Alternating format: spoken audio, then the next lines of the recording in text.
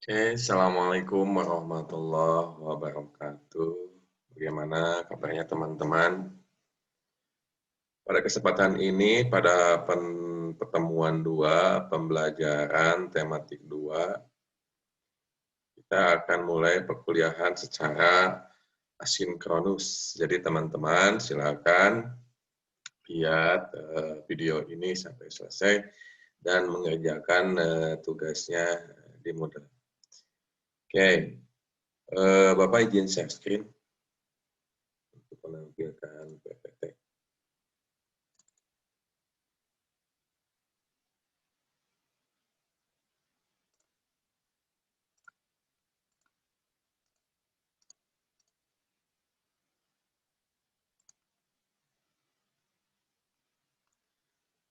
Oke, pada pembelajaran tematik 2 ini yang diampu oleh Dr. Haji Aziz Lukman Praja.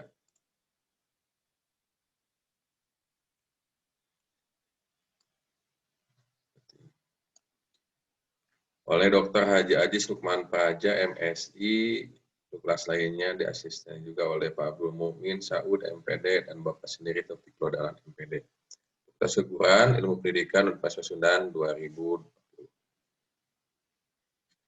Ini adalah materi perkuliahan.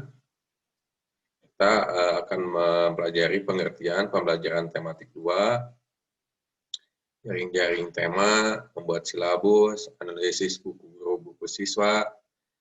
Nah, nanti filenya silakan di-download, dan nanti Bapak siapkan filenya. Analisis buku siswa, menyusun RPP.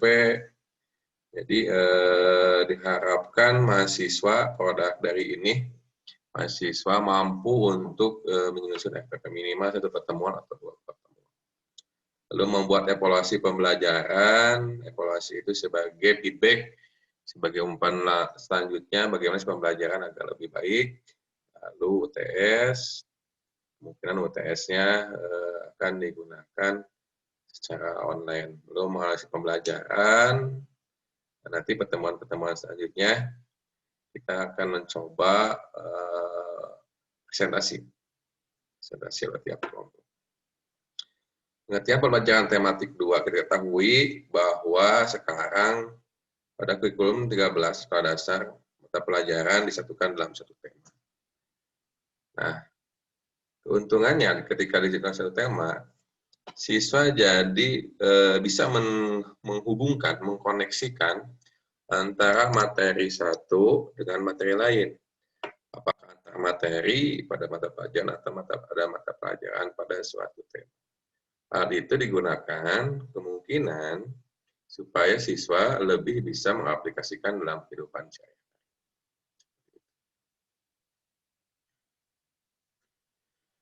Nah, antara pembelajaran tematik dan pembelajaran terpadu, mungkin teman-teman sudah mempelajari pembelajaran terpadu. Nah, kalau pembelajaran tematik, dia diikat dalam satu tema, misalkan tema hidup rukun. Jadi bagaimana si mata pelajaran apapun, dia harus berkontribusi pada tema hidup rukun. Misalkan dalam matematika, dalam SPDP, seni budaya dan kreatif, PKN, PPKN, lalu IPS, semuanya berkontribusi dalam tema hidup. Nah, kalau terpadu, dia disatukan. Nah, pada tematik, dia berorientasi pada satu wujud melalui penyesuaian dengan suatu tema tertentu. Apa itu hidup rukun, misalkan ini ada beberapa tema, kita lihat.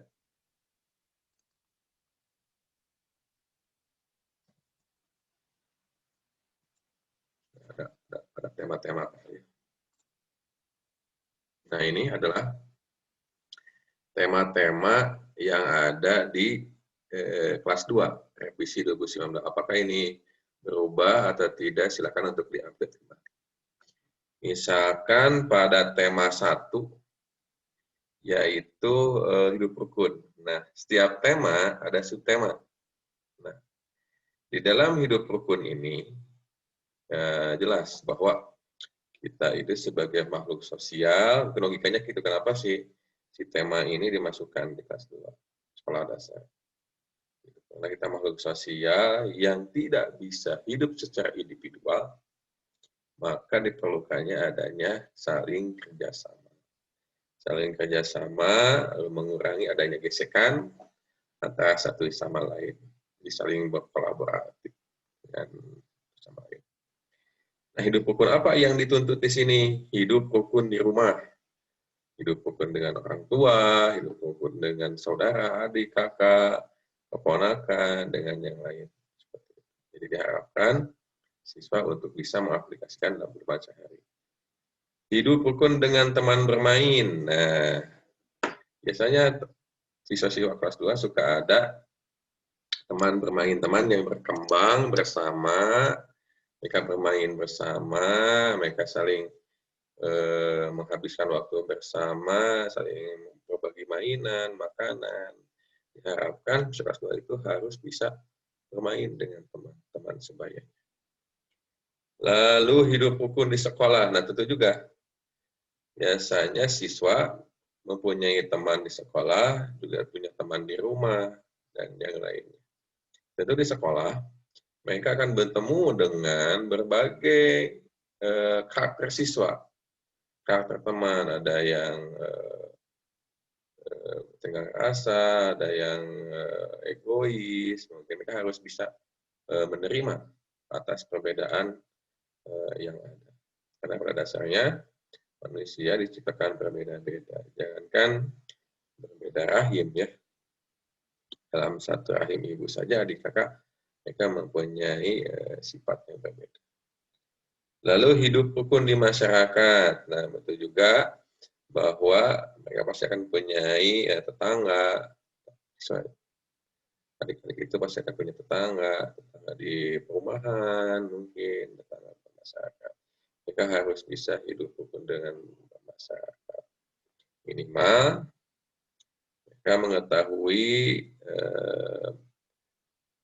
teman-teman atau warga di sebelah kanan rumahnya, kiri rumahnya, depan rumahnya, belakang rumahnya. Seperti itu. Lalu buku gurunya dia bentuk file. Nah, nanti kita download yang terbarunya. Lalu buku siswanya juga ada bentuk file, RPPKT-nya bentuk file. Sudah disiapkan oleh pemerintah. Seperti itu. Lalu tema 2, bermain di lingkunganku. Nah, pada dasarnya mungkin untuk siswa kelas 2 yang mana mereka masih berpikir konkret, pembelajaran dikemas secara bermain. Jadi bagaimana guru mengemas suatu pembelajaran, belajar sambil bermain. Jadi mereka itu tidak merasa mereka sedang belajar. Mereka itu merasa bahwa mereka itu sedang bermain. Biarlah dia berkembang sesuai dengan perkembangan usianya, jangan terlalu memberikan sesuatu yang terlalu membebani. Karena mereka berkembang, mereka ria, mereka bahagia sesuai dengan perkembangan. Jangan sampai mereka dewasa pada saat seperti itu. Ya kan mereka berkembang secara perlahan seperti itu supaya walaupun perlahan ya penting si progresnya jelas. Bermain di lingkungan rumah jelas sekali. Biasanya kalau anak-anak suka berkelompok, mereka bermain apalagi sekarang lagi musim bersepeda seperti itu. Setelah WFH, work from home, sepeda menjadi olahraga yang booming sekarang. Biasanya kalau Bapak melihat di perumahan Bapak, anak-anak itu sekarang lagi suka bermain sepeda. Bermain di rumah teman, nah kadang-kadang juga mereka suka saling berkunjung. Mereka suka saling berkunjung satu sama lain. Apakah mereka berbagi mainan, main bersama, saling berkunjung ke main-main, atau mereka berbagi makanan, itu menjadi sebuah pengalaman yang menyenangkan. Nah, mereka harus bisa menerima perbedaan itu, harus bisa saling mengaitkan emosi satu sama lain. Sehingga terbentuk keterikatan dalam hubungan sosial. Lalu bermain di lingkungan sekolah. Nah, tentu bermain di lingkungan sekolah itu harus menjadi sesuatu yang menyenangkan. Nah, biasanya usia-usia seperti ini, SD, SMP, SMA mungkin, masih ada disebut bullying. Bullying itu adalah penghinaan secara mental, apa itu penghinaan secara sifat, penghinaan secara fisik, penghinaan terhadap orang tuanya, keluarganya, atau apapun yang menyebabkan teman-teman itu mengolok-olok, mungkin mengucilkan, itu harus dipantau. Harus dipantau oleh guru, terutama kalau di sekolah, oleh orang tua, dan stakeholder yang terkait satu sama lain.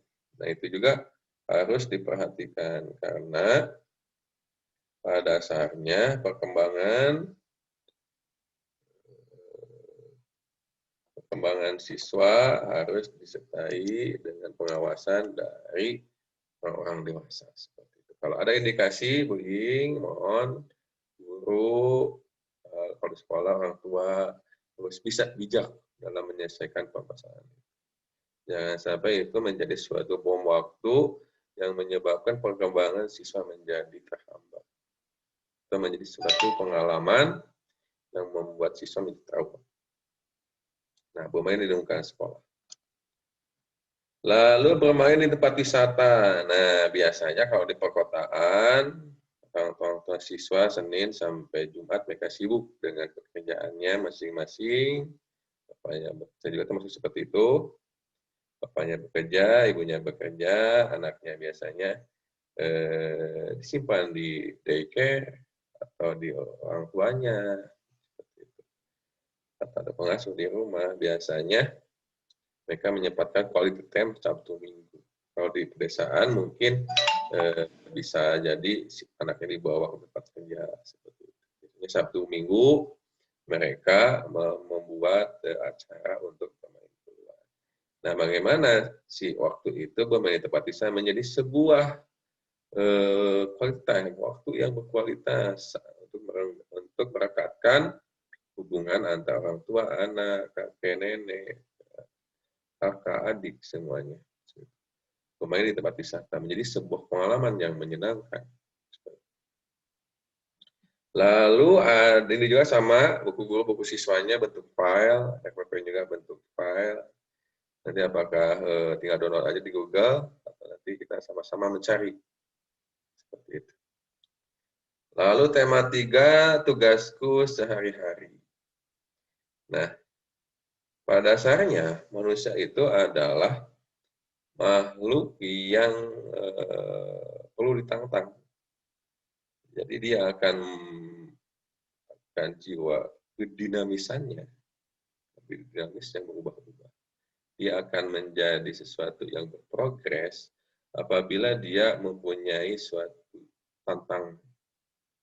Nah, semakin banyak orang tantangan, maka dia akan keluar dari zona nyamannya.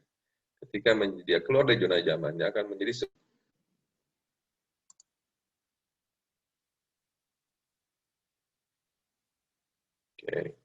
akan menjadi sebuah pengalaman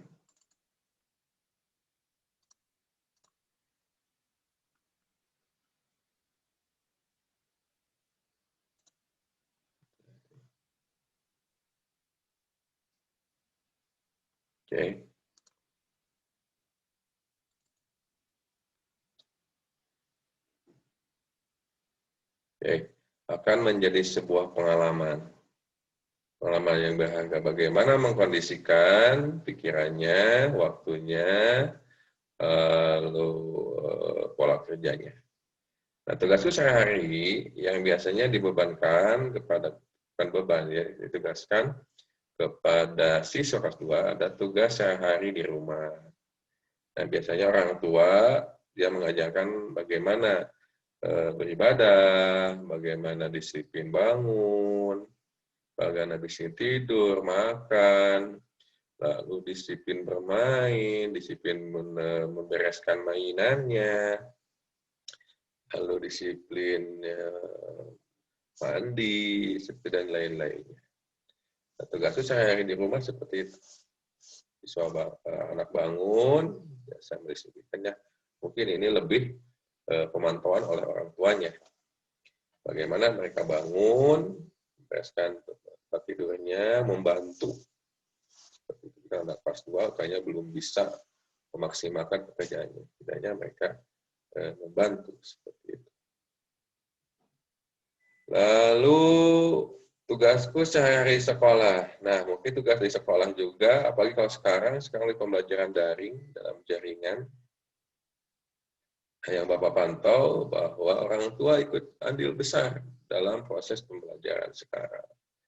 Apakah menyediakan paket internet, menyediakan handphone atau laptop untuk mengerjakan tugas-tugas, apakah tugas hafalan, tugas menulis, membuat cetakan apa yang dikerjakan di rumahnya, dan masih banyak yang lain. Lalu yang ketiga, tugasku sebagai umat beragama. Nah, karena kita orang yang beriman, kita meyakini adanya Tuhan, keeksistensian Tuhan. Nah, logikanya, kenapa adanya Tuhan? Karena kita meyakini ada ciptaannya. Nah, tidak mungkin ada suatu ciptaan kalau tidak ada yang menciptakan, seperti beragama. Orang yang beragama tentu dia berpikir bahwa ada sandaran lain daripada manusia. Jadi menyandarkan sesuatu kepada Sang Pencipta. Jadi tidak perlu istilah galau.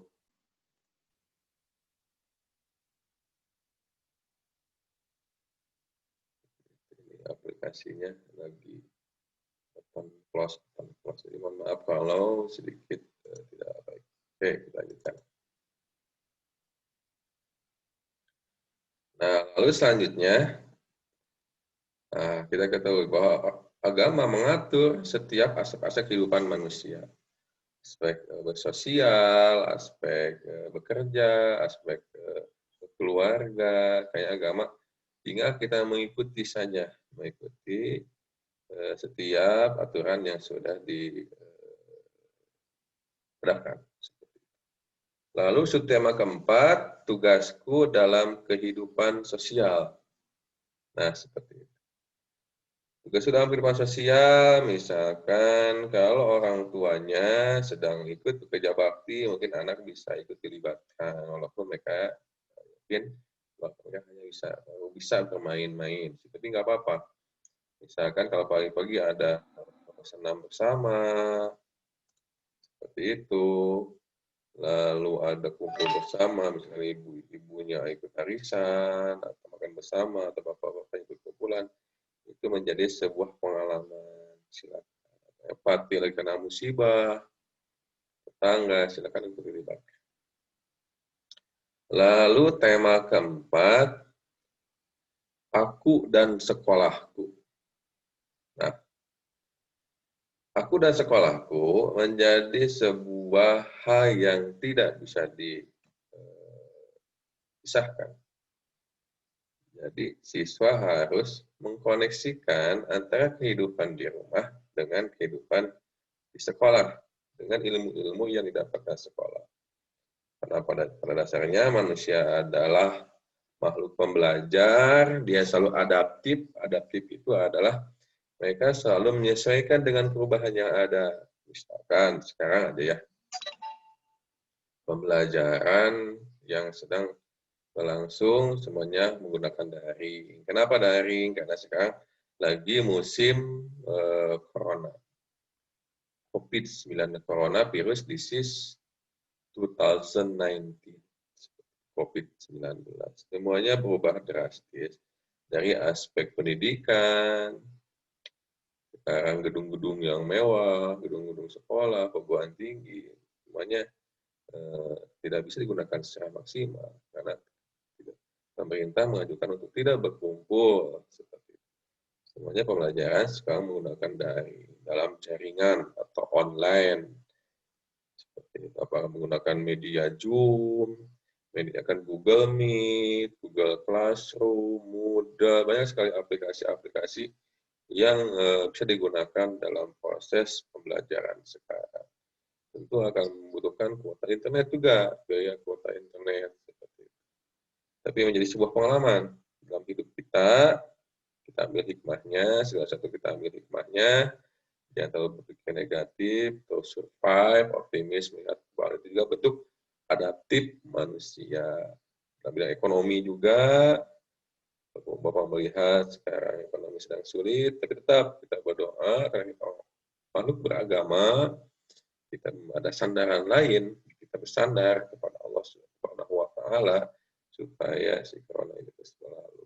Social distancing, semuanya kita adaptif, kita merubah new normal, kita membuat suatu tatanan kehidupan baru. Belajar dari rumah, Bapak juga sekarang kondisi lagi di rumah, membuat video ini di rumah, seperti itu. Aku dan sekolahku, subtemanya tugas-tugas sekolahku, kita bahas tugas-tugas sekolahku, tugas untuk mengerjakan kerjaan rumah, bisa kalau anak kedua, belajar menulis, calistung, biasanya membaca, menulis, begitu. Lalu kegiatan ekstrakurikuler, nah ini menarik juga nih.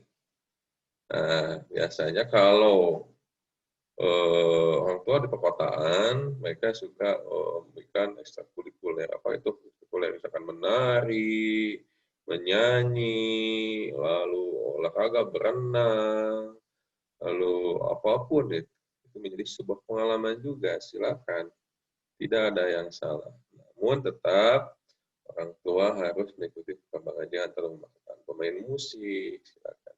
Selama siswanya tidak terbebani, rasa senang, lihat juga minat dan bakat siswanya. Kalau memang minatnya terhadap musik, silakan untuk diarahkan ke musik. Kalau minatnya olahraga, silakan olahraga. Tidak ada yang salah semuanya, silakan. Namun, silakan tempatkan right man in the right place. Tempatkan seseorang pada tempat yang benar. Jangan sampai misalkan ada burung disuruh untuk berenang, ada kura-kura disuruh untuk terbang, ada ikan disuruh untuk berlari. Jadi semua harus ditempatkan sesuai dengan bakat, minat, dan bakat yang bagus. Yang burung harus ditempatkan untuk bisa berterbang, ikan ditempatkan untuk bisa berenang, kuda ditempatkan untuk bisa berlari. Jangan sampai dia dipaksakan sesuatu yang memang bukan minat dan bakat. Lingkungan sekolahku juga harus diajarkan kepada siswa supaya mereka bisa adaptasi terhadap lingkungan sekolah. Prestasi sekolahku, ponakan juga prestasi, karena prestasi itu menjadi sebuah ajang siswa untuk bisa berkompetisi, bisa menunjukkan prestasinya dengan hal-hal yang positif. Kita berikan yang terbaik dengan hal-hal yang tidak mengikut satu sama lain, tidak menghalalkan berbagai macam cara untuk mendapatkan prestasi tersebut. Nah, mungkin semester 1 seperti itu, nanti kita bahas untuk semester 2. Kita lanjutkan.